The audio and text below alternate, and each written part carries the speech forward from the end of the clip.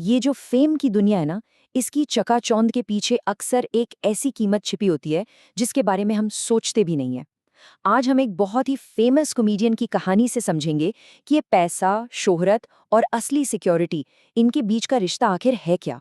और ये कहानी सिर्फ एक स्टार की नहीं है, बल्कि हम सब के लिए एक बहुत जरूरी सबक है।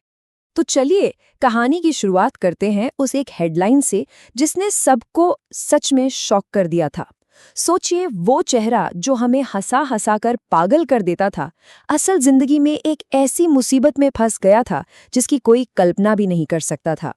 ये सिर्फ एक हेडलाइन नहीं थी, ये एक सितारे के अर्श से फर्श पर आने की कहानी की बस एक शुरुआत थी। तो सवाल उठता है कि ये सब हुआ कैसे? मतलब एक कलाकार की जिंदगी में हंसी की जगह हथकड़ी ने कैसे ले ली? चलिए इस कहानी को थोड़ा शुरू से समझते हैं। और यहीं पर इस कहानी की सबसे बड़ी, कह सकते हैं, ट्रेजेडी छिपी है। वो इंसान जिसकी कॉमेडी देखकर लोग अपना डिप्रेशन तक भूल जाते थे, अपनी ही जिंदगी में पैसों की वजह से एक बहुत बड़े पर्सनल क्राइसिस में फंस गया था। तो ये पूरा का पूरा संकट शुरू कहाँ से हुआ? एक चेक से। और उस पर अमाउंट कितना था? 9 करोड़। जी हाँ, 9 करोड़ रुपए। ये कोई छोटी मोटी रकम नहीं होती। ये एक चेक बाउंस का मामला था जो कानूनी तौर पर एक बहुत सीरियस क्राइम है। और बस यही उनकी सारी मुश्किलों का स्टार्टिंग पॉइंट बन गया। असल में ये पैसा उन्होंने एक फिल्म बनाने के लिए लोन पर लिया था, मतलब एक बिजनेस वेंचर था। लेकिन जब वो इसे टाइम पर लौटा नहीं पाए तो मानो उनकी पूरी दुनिया ही उलट-पुलट हो गई। अब आते हैं कहानी के उस हिस्से पर जो शायद सबसे ज्यादा दर्दनाक है। जब बुरा वक्त आया ना, तो इतनी शोहरत होने के बावजूद वो बिल्कुल अकेले रह गए।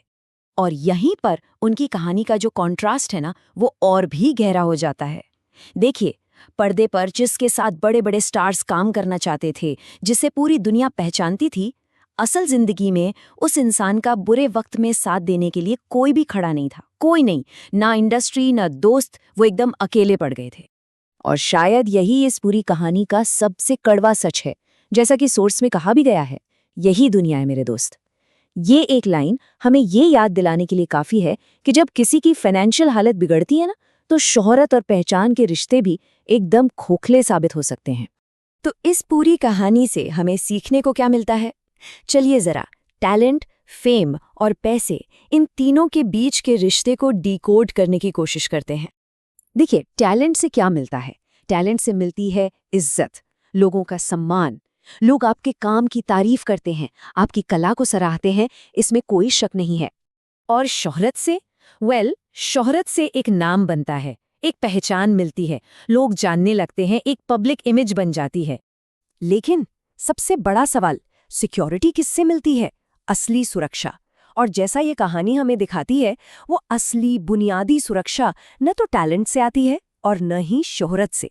जब मुश्किल वक्त आता है ना, तो फाइनेंशियल स्टेबिलिटी ही सबसे बड़ा सहारा बनती है। बस तो फिर सवाल ये है कि ऐसी सिचुएशन से बचा कैसे जाए? इसका जो रास्ता है ना, वो इन 3 बहुत ही सिंपल शब्दों में छिपा है। ये 3 स्टेप्स हैं फाइनेंशियल सिक्योरिटी की नींव। स्टेप 1, कमाओ, मतलब इनकम के सोर्स बनाओ। स्टेप 2, बचाओ, यानी जो कमाया है उसमें से एक हिस्सा डिसिप्लिन के साथ सेव करो। और स्टेप 3, इन्वेस्ट करो, उस बचाए हुए पैसे को सही जगह लगाओ ताकि पैसा पैसे को खींच कर लाए।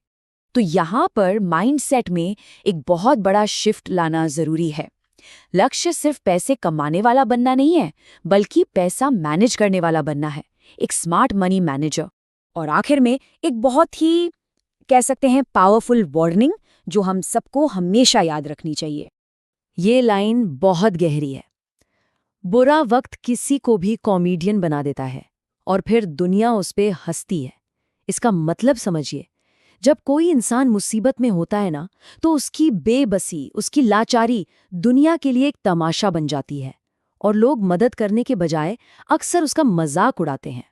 तो आखिर में ये सवाल खुद से पूछना बहुत जरूरी है।